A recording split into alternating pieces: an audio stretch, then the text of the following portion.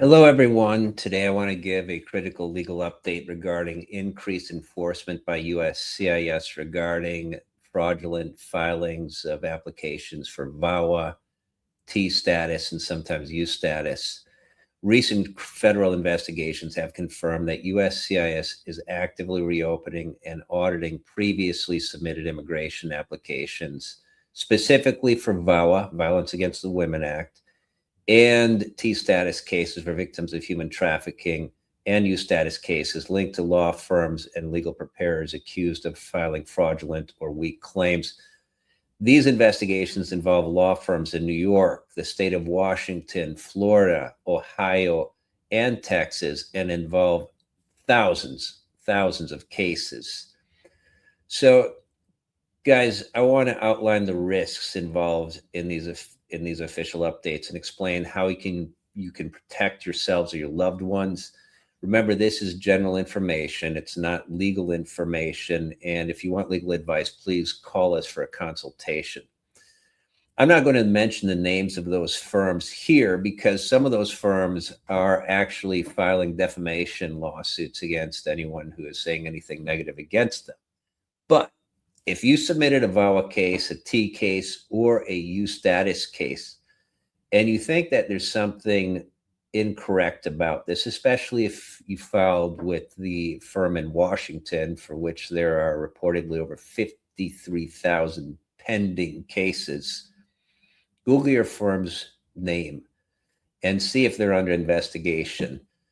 And if they are, immediately take action. Or if you think that specifically that you filed a VAWA case because your underage child, your child who was underage at the time, gave you a hard time as an adolescent, as a teenager, and said mean things to you, like kids do, that's probably not going to be enough for VAWA, okay?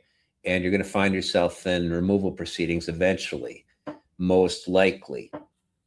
So if USCIS determines that an application contains false information, fabricated evidence, or fraudulent claims, the consequences are severe. They could revoke your case if it was approved. They could deny a case that's pending, and you could be placed in proceedings, removal proceedings. You could find yourself with permanent inadmissibility if there is a finding of willful misrepresentation on your part or fraud, which creates a permanent bar to any future immigration benefits in the United States. Sometimes we can ask for a waiver for those misrepresentation and fraudulent claims, but it's case by case basis, and you have to have the right type of relative to ask for a waiver. A common pattern for these firms was to give clients blank forms to sign or affidavits in English that they did not understand what was being stated. And sometimes they're also taking a signature on one page and copying it and pasting it to another document. Sometimes they're just submitting, a case that's so weak, an attorney is going to know that case has almost no chance of being approved. Like, my kid was mean to me when they were a teenager. The central element of these federal investigations involve applicants who are instructed by prior legal investment in representatives to sign those forms.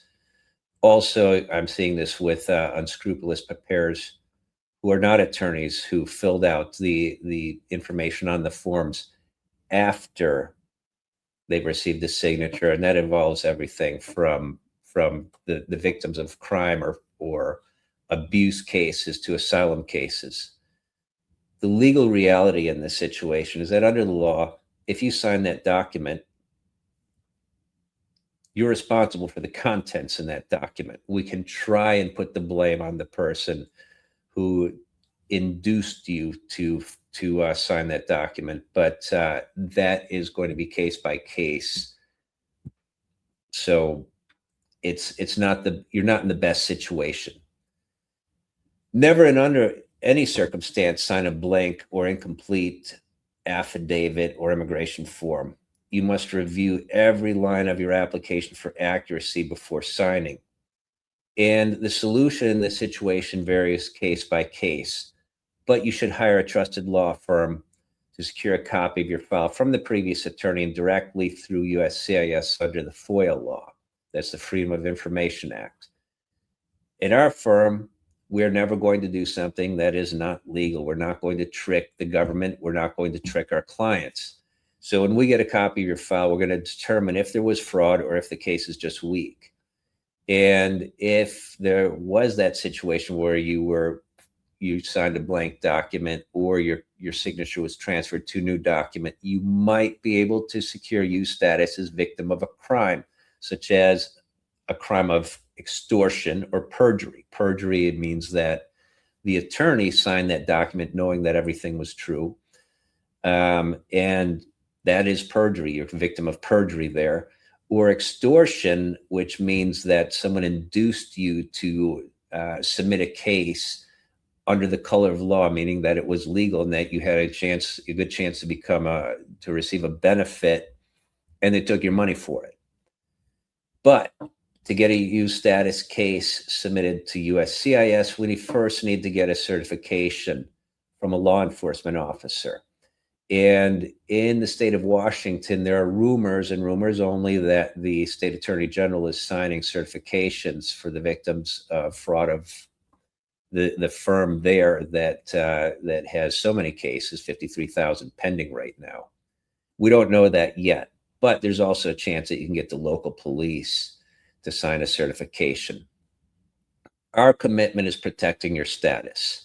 So if someone that you know or yourself used one of those legal service providers, or you suspect that there was dishonesty involved, that you signed blank documents, it's urgent that we review your immigration file immediately, and we can help you secure those documents.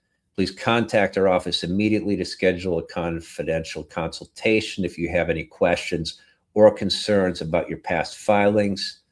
Again, I am attorney Thad Servia, Vasquez and Servi. Everyone that works on your case is going to be able to speak English and Spanish. If you wish to call us for a consultation, please mention that you saw us here and you will receive a $50 discount on your initial consultation. If you hire us within 1 week of the consultation, you will also receive a credit for the cost of the consultation. For any questions that you have, you can also see our website, which contains a lot of resources, such as what to do in case you or one of your loved ones are detained. All of our webcasts are going to be available on our website and any place where you normally listen to your podcast. Thank you, everyone, for listening, and call us for help. We're here. Thank you.